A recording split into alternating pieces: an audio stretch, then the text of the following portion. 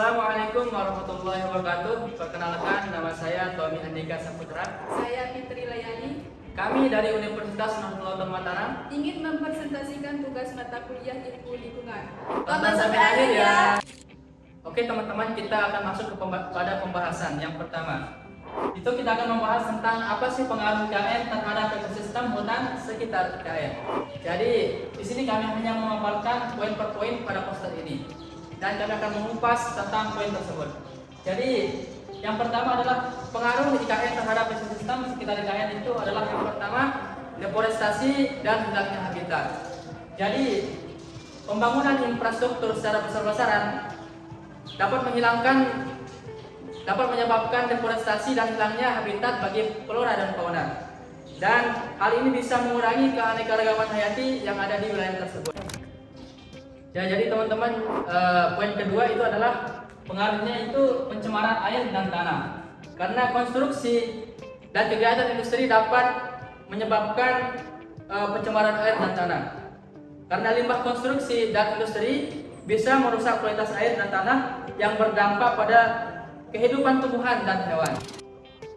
Oke, jadi pengaruh ketiga itu adalah peningkatan emisi gas rumah kaca.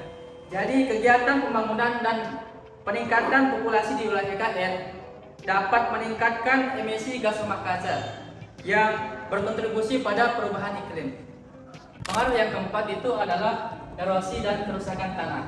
Karena pembangunan jalan dan infrastruktur lainnya dapat membuat tanah menjadi erosi dan degradasi lahan.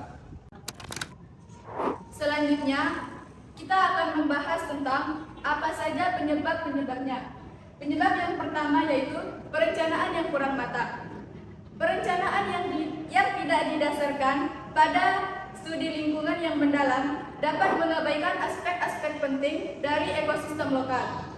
Keputusan pembangunan tanpa konsultasi dengan ahli lingkungan dapat mengabaikan dampak jangka panjang pada ekosistem. Penyebab yang kedua yaitu penggundulan hutan. Penebangan hutan untuk lahan konstruksi menghilangkan habitat alami bagi flora dan fauna, mengurangi keanekaragaman hayati, dan mengubah lahan alami menjadi pemukiman atau infrastruktur, mengganggu ekosistem yang ada. Selanjutnya, penyebab yang ketiga yaitu pencemaran limbah. Pembangunan menghasilkan limbah yang dapat mencemari tanah dan air jika tidak dikelola dengan baik, dan penggunaan alat berat dan kendaraan konstruksi dapat meningkatkan emisi gas rumah kaca dan polutan lainnya. Penyebab yang terakhir, yang keempat, yaitu pengelolaan limbah yang buruk. Jika limbah tidak dikelola dengan baik, dapat mencemari air, tanah, dan udara. Tanpa fasilitas yang memadai, limbah dapat menumpuk dan mencemari lingkungan. Oke teman-teman, kita akan masuk ke pembahasan yang ketiga, yaitu apa sih solusinya. Jadi di sini kami akan membahas tentang solusinya. Solusi pertama adalah perencanaan yang komprehensif dan berbasis data. Lakukan studi lingkungan yang komprehensif sebelum memulai pembangunan untuk memahami dampak potensialnya dan merancang mitigasi yang tepat. Dan konsultasikan dengan ahli lingkungan dalam setiap lahan tahap perencanaan dan pembangunan. Solusi yang kedua itu adalah penggunaan teknologi yang ramah lingkungan. Jadi teman-teman, gunakan sumber energi terbarukan seperti tenaga surya dan biomasa untuk memenuhi kebutuhan energi kota, dan bangun gedung-gedung dengan standar bangunan hijau yang hemat energi dan menggunakan material ramah lingkungan.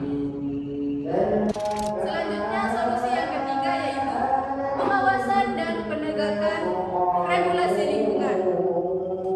Terapkan pengawasan yang ketat terhadap proyek pembangunan untuk memastikan kepatuhan terhadap standar lingkungan, dan perkuat penegakan hukum terhadap pelanggaran lingkungan untuk mencegah kerusakan ekosistem. Solusi yang selanjutnya yaitu pengelolaan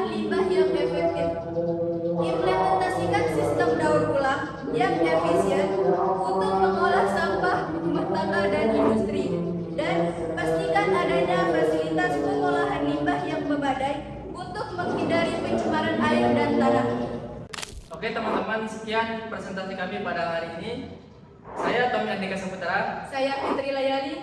Pamit undur diri. Sekian. Assalamualaikum warahmatullahi wabarakatuh.